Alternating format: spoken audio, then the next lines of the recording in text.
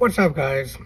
As we all know that Apple is launching iOS 16 pretty soon, and there are a few settings that you need to know so you can take full advantage of iOS 16 once it's launched. So the first thing I have discussed before as well, but I'll show it to my new viewers. Now you can turn the battery percentage on, so it shows here the percentage which Apple stopped, since iPhone X launched. They took this feature off, but it's coming back in iOS 16, so that's, I think, is a cool feature. And you can turn it on and off and keep an eye on the battery while you're using the phone. And second thing, is very annoying thing. Sometimes during a call, if you press the lock button, it disconnects the call, right? So sometimes you're trying to put the phone in your pocket or accidentally you press the button. Now there is a way in iOS 16 that you can avoid that thing to happen. So all you have to do is go in the settings, go in accessibility, and then go in touch. And after touch, you can see here prevent lock and call. You need to turn that feature on. So once you turn that feature on, and even though you press this lock button during the call, it won't disconnect your call. So that's a pretty good addition in iOS 16. And the next feature you need to know is a haptic keyboard. So if you go in settings and then you go to sounds and haptic, right here,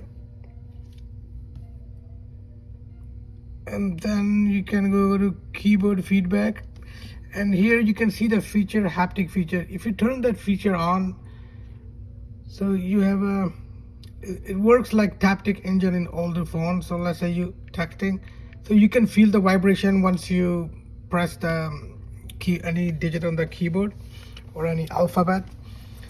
So that's also cool feature. All the Samsung phone they had it, but Apple is adding this feature in iOS 16. The next feature you can take advantage of is notifications. If you go to notifications, now you can actually customize to count, stack, list notifications that show in your on your lock screen. So you can customize them, which is, I usually keep it count, but you can customize it to stack or list. As you can see, you have 3 options in iOS 16. And after notification, the next thing is that's also a very good feature. It's a duplicate photos. So if you go to album and then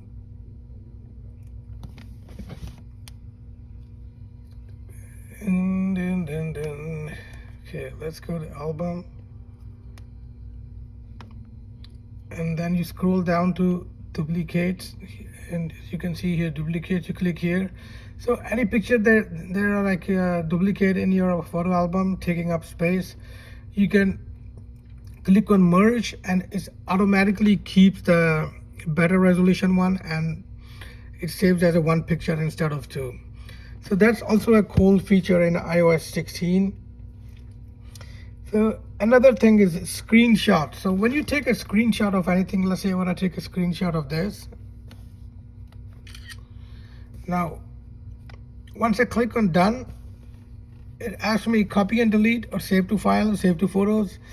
So usually we take like hundreds of screenshots and they keep taking space in your phone. So if I click on copy and delete, it will delete the screenshot, but I can go ahead and paste in the message whoever I want to send it to, or wherever I want to paste it for temporary storage, so it doesn't take up the space in your phone.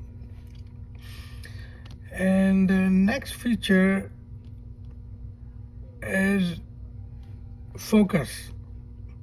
So when you set do not disturb, now in iOS 16 you're gonna see you can actually personalize it, customize it, saying personal, sleep, or work. So once you click on do not disturb, you can see I'm sleeping, when I'm at work, or personal. So that's another cool thing that you can do it.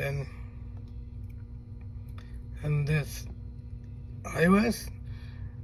Now the last feature I'll show you in iOS 16, and if you want to remove the background or copy an object of any picture, so you can just tap and hold it, and then you can literally, remove the background of any picture. So that, I thought that's a cool feature I should discuss with you. Stay tuned. As soon as the iOS 16 launches, I'll be making more videos about whatever I experienced after using them, because I tried them on different devices. So thank you for watching, and see you next.